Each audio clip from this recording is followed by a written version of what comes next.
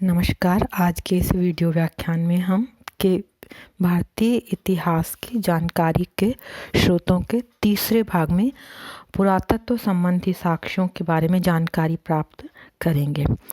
प्राचीन भारतीय इतिहास के निर्माण में जहां हमें साहित्यिक स्रोतों से जानकारी मिलती है, उस जानकारी को और अधिक पुष्ट करने का काम पुरातत्व संबंधी सामग्री करती है। ये पुरातत्व संबंधी सामग्री हमें अनेक रूपों में मिलती है। स्मारकों एवं भग्नावशेषों, मिट्टी के बर्तन और सिक्के, अभिलेखों, कलाकृतियों आदि रूप में। इनका सुविधाजनक ढंग से अध्ययन करने के लिए हम इन्हें 4 भागों में विभाजित कर सकते हैं: अभिलेख, कलाकृतियाँ, स्मारक एवं भग्नावशेष तथा मिट्टी के बर्तन और सिक्के। सबसे पहले हम इसमें अभिलेख या उत्कीर्ण लेखों के बारे में जानकारी प्राप्त करते हैं। अन्य साक्ष्यों की अपेक्षा ये साक्ष्य सबसे अधिक विश्वसनीय मान सकते हैं। प्राचीन भारतीय शासकों, सामंतों एवं समृद्ध लोगों ने समय समय पर अपनी विजयों, कीर्ति, दान, सत्कर्म और समारोहों की स्मृति में अनेक अभिलेख उत्कीर्ण करवाए थे। ये अभिलेख हमें अनेक स्थानों पर और अनेक रूपों में मिलते हैं, जैसे स्तंभ, शिलाओं, गुहाओं, मूर्तियों, प्रकारों, पात्रों, ताम्रपत्रों। इन पर दुर्भाग्यवश हमें अशोक के पूर्व के अभिलेख नहीं मिल पाए हैं। इन अभिलेखों में समकालीन भारत की राजनीतिक, सामाजिक, आर्थिक, धार्मिक एवं सांस्कृतिक दशाओं की महत्वपूर्ण जानकारी मिलती है, जिनसे कि हमें जो साहित्यिक स्रोतों की जानकारी है उनकी पुष्टि होती है। उदाहरण के लिए यदि हमें कलिंग नरेश खारवेल का हाथी गुम्फा अभिलेख, समुद्रगुप्त की प्रयाग प्रशस्ति और रुद्रदामन का जूनागढ़ अभिलेख प्राप्त नहीं होता, तो इन व्यक्तियों के बारे में हमारी जानकारी बिल्कुल नगण्य होती। अब इसी तरह से हर्ष के संबंध में बाण के कथन की पुष्टि उसके बांसखेड़ा एवं मधुबन दानपत्रों से होती है, तथा पतंजलि के महाभाष्य में उल्लिखित पुष्यमित्र शुंग के यज्ञ की पुष्टि उसका अयोध्या अभिलेख करता है। बिना अभिलेखों की सहायता से अनेक राजवंश और यशस्वी सम्राट भी हमारी जानकारी में नहीं होते। इन अभिलेखों से हमें शासकों के नाम, उनकी वंशावलियों, तिथि क्रम और उनके समय की महत्वपूर्ण घटनाएं, इन सब की जानकारी प्राप्त होती है, जिसकी सहायता से हम उस विशेष काल में उस समय की राजनीतिक स्थिति, विभिन्न प्रकार के राज्यों के आपसी संबंध कैसे थे, इसकी जानकारी प्राप्त कर सकते हैं। जहाँ पर प्राकृतिक शिलाएं उपलब्ध थी, वहाँ लेख लिखवाने के लिए प्रस्तर स्तंभों का प्रयोग हुआ है। स्तंभ लेखों में सबसे महत्वपूर्ण स्तंभ लेख हैं अशोक के। इसके अलावा यूनानी हेलियोडोरस का विदिशा का स्तंभ लेख, समुद्रगुप्त का प्रयाग स्तंभ लेख, जो कि अशोक के प्रयाग स्तंभ पर ही उत्कीर्ण है, चंद्रगुप्त का मेहरौली स्तंभ लेख और स्कंदगुप्त का भित्ति स्तंभ लेख विशेष महत्वपूर्ण है। इनसे प्राचीन भारतीय इतिहास के निर्माण में हमें काफ़ी सहायता मिलती है। शिलालेखों में भी अशोक के शिलालेख विशेष महत्वपूर्ण हैं। इसके अलावा पुष्यमित्र शुंग का अयोध्या अभिलेख, खारवेल का हाथी गुम्फा अभिलेख, रुद्रदामन का जूनागढ़ अभिलेख, दशरथ के नागार्जुनी गुहालेख और दक्षिण में सातवाहनों के नासिक, नानाघाट और कार्ले के लेख तथा गुप्त नरेशों के शिलालेख, गुहालेख विशेष उल्लेखनीय हैं। गुहालेख विशेष रूप से पर्वतीय अंचलों से प्राप्त हुए हैं। दक्षिण के गुहालेख से हमें शकों और सातवाहनों के संघर्ष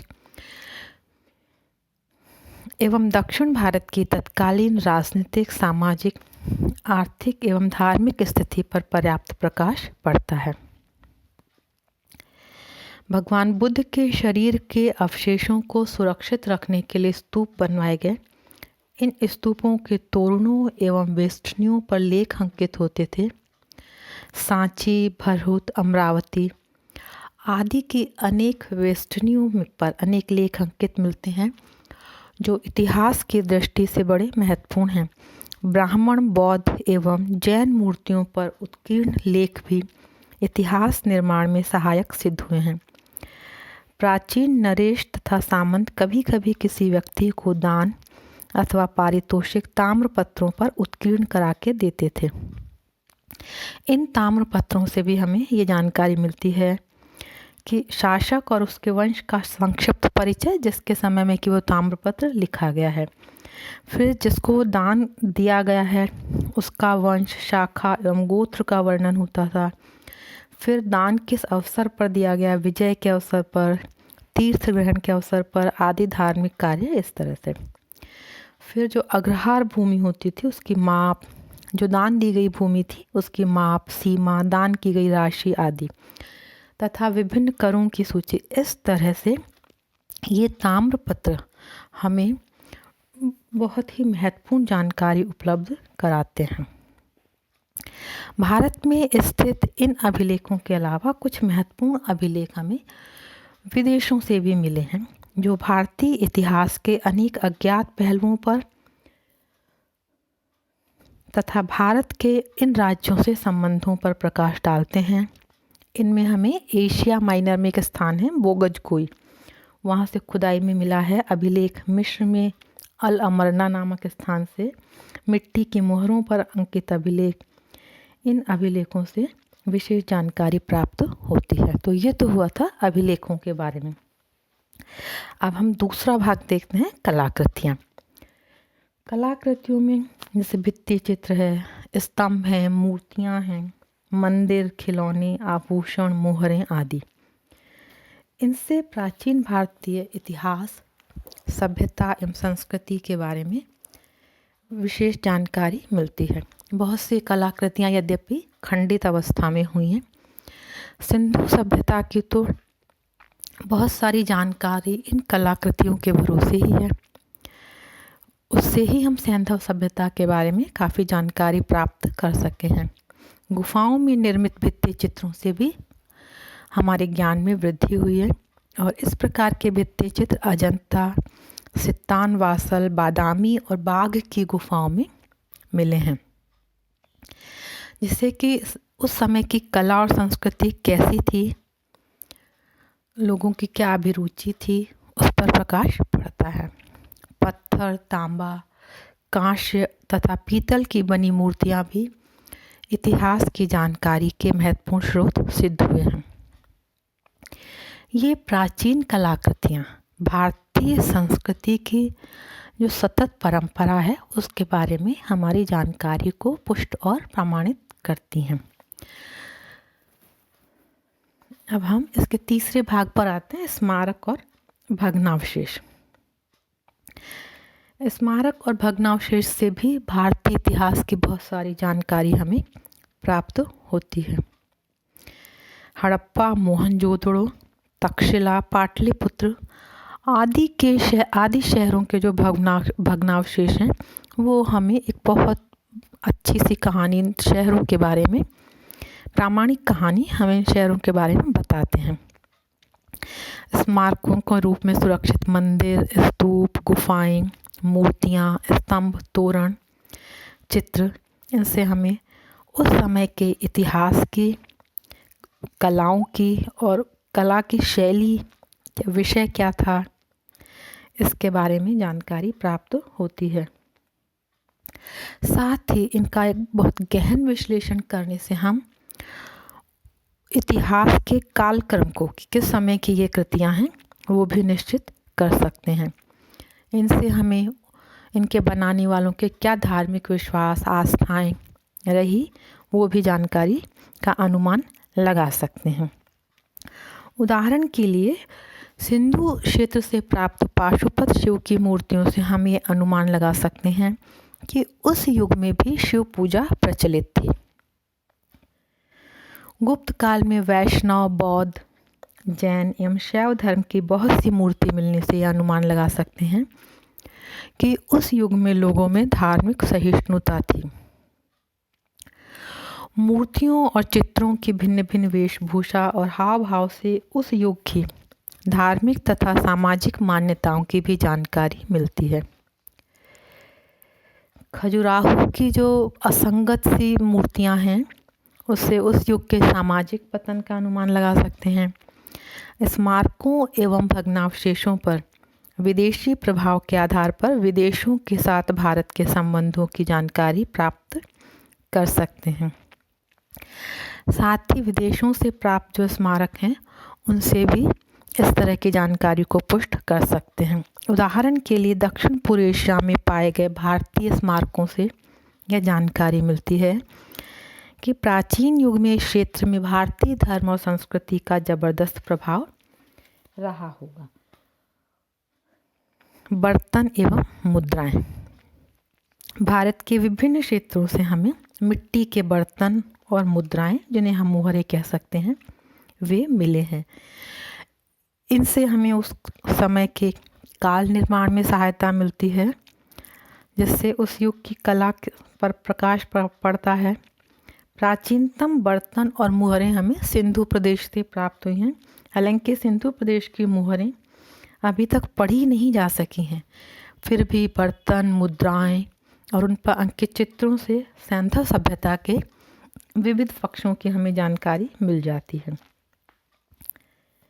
अब हम आते हैं उसके आखिरी स्रोत इसमें पुरातात्विक इसमें सिक्के।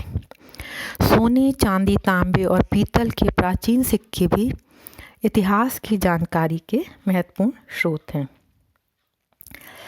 वास्तव में ईसा पूर्व 2री शताब्दी से लेके ईसा की 3री शताब्दी के इतिहास, भारतीय इतिहास के जानकारी के मुख्य स्रोत सिक्के ही हैं। इन सिक्कों पर शासकों का नाम, उसकी उपाधि, तिथि, उसका क्या राज चिन्ह था, क्या धर्म चिन्ह था, ये सब अंकित है। इससे वो राजा किस समय हुआ, उसने क्या उल्लेखनीय कार्य किए, इसकी जानकारी मिलती है। उदाहरण के लिए कनिष्क के सिक्कों पर अंकित बौद्ध, हिंदू, ईरानी एवं यूनानी देवताओं के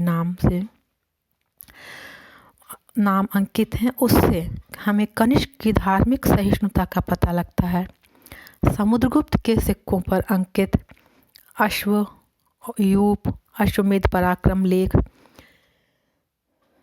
ये सब उसके द्वारा अश्वमेध यज्ञ किए जाने का बोध कराते हैं। तो समुद्रगुप्त के वीणा अंकित सिक्के उसके संगीत प्रेम का संकेत करते हैं। किसी भी राज्य की समृद्धि एवं संपन्नता के स्तर को निर्धारित करने में भी सिक्कों से बहुत मदद मिलती है। जैसे जो प्रारंभिक गुप्त काल के सिक्के हैं वो विशुद्ध सोने के हैं, जो कि उस शासनकाल की संपन्नता को बताते हैं। जबकि स्कंदगुप्त के स्वर्ण सिक्कों में मिलावट राजनीतिक अशांति एवं बिगड़ती हुई आर्थिक स्थिति की सूचना देते हैं।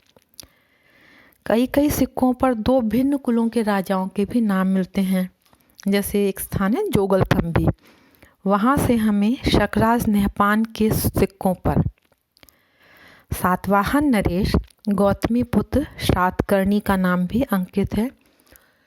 इससे हम यह अनुमान लगा सकते हैं, अनुमान जो कि पुष्ट है, कि शकों पर सातवाहनों को विजय प्राप्त हुई थी। एक ही स्थान पर राजाओं के बहुसंख्यक सिक्के ये साबित करते हैं कि वो स्थान निश्चित रूप से उस शासक के हाथ में था। किसी शासक के अल्पसंख्यक सिक्के उसके अल्पकालीन अथवा संकटपूर्ण शासन की जानकारी देते हैं। इसी तरह से सिक्कों के प्राप्त स्थानों से राज्यों की सीमाएं निर्धारित करने में भी सहायता मिलती है। मुद्राओं पर अंकित लेख और चित्र तत्कालीन साहित्य एवं कला की स्थिति का आभास कराते हैं। संक्षेप में सिक्कों पर अंकित तथ्यों से विभिन्न शासकों के शासनकाल की महत्वपूर्ण जानकारी मिलती है और इतिहास निर्माण में इस प्रकार की जानकारी से बहुत सहयोग मिलता है। इस प्रकार से इन 3 भागों में हमने प्राचीन भारतीय इतिहास की जानकारी के विभिन्न स्रोतों के बारे में जानकारी प्राप्त की। आवश्यकता है इन विभिन्न स्रोतों के स्वतंत्र एवं तुलनात्मक अध्ययन की, ताकि हम उनमें निहित प्रामाणिक तथ्यों के आधार पर प्राचीन भारत का प्रामाणिक इतिहास जान सकें।